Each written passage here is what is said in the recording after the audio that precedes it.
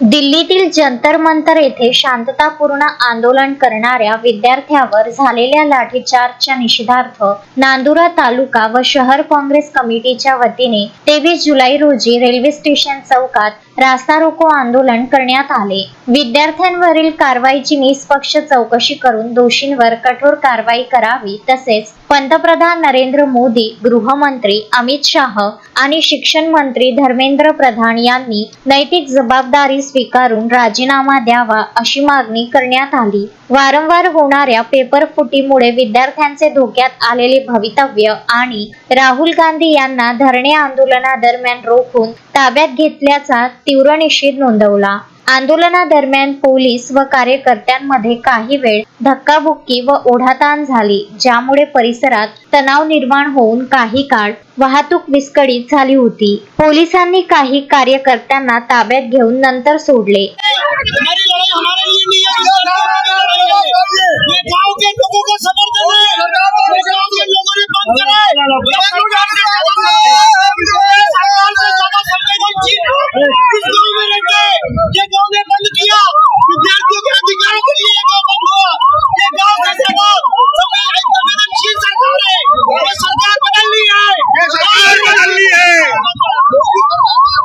या आंदोलनात काँग्रेसचे पदाधिकारी, कार्यकर्ते, शेतकरी आणि नागरिक मोठ्या संख्येने सहभागी झाले होते। विद्यार्थ्यांनी जे नीट परीक्षा दिली त्या परीक्षेच्या मागच्या वेळेस सुद्धा ते पेपर लीक झाला होता।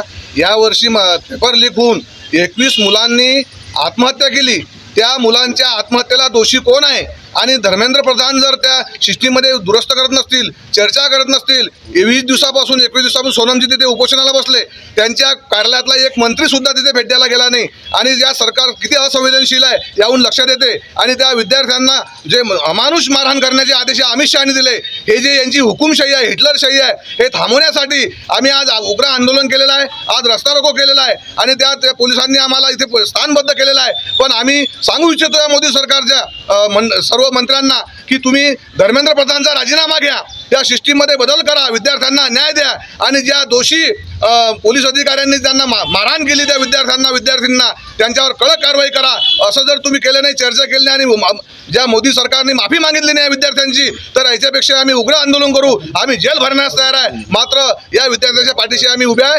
आमचे राहुलजी गांधी यांना सुद्धा अटक केली, त्यांना फरफटत नेण्याचे प्रयत्न केले, त्यांचं रक्त काढलं गेलं। हे विरोधी पक्ष नेता आहे, तुम्ही कोणती लोकशाही आहे? हे हुकुमशाही आहे की हिटलरशाही आहे? याचा जर मुकाबला सर्व जनता आता सर्व सामूहिक पद्धतीने करण्याची गरज आहे।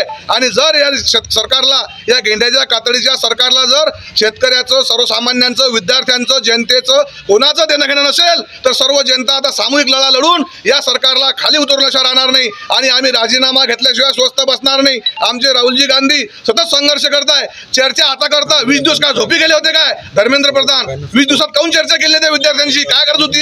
हे लाठीचार्ज करण्याची काय गरज पडली असती? तुम्ही पोलिसांना कसा काय हुकूम दिला की विद्यार्थ्यांना मारा म्हणून? जे देशांचं भविष्य आहे, त्यांचे 20-21 मुलं मेले, त्यांना जाऊन विचारा ना, त्या पालकांना विचारा। तुमचे मुलं जर मेला असता तुम्ही काय केलं असतं? जर त्यांची जर चिंता तुम्हाला जनतेची, युवकांची, भविष्याची नसेल तर तुम्ही या सरकारमध्ये बसण्याच्या लायक नाही। तुमचा राजीनामा झालाच पाहिजे मोदी सरकारचा। पुरुषोत्तम भातुरकर, विदर्भ न्यूज, नांदुरा।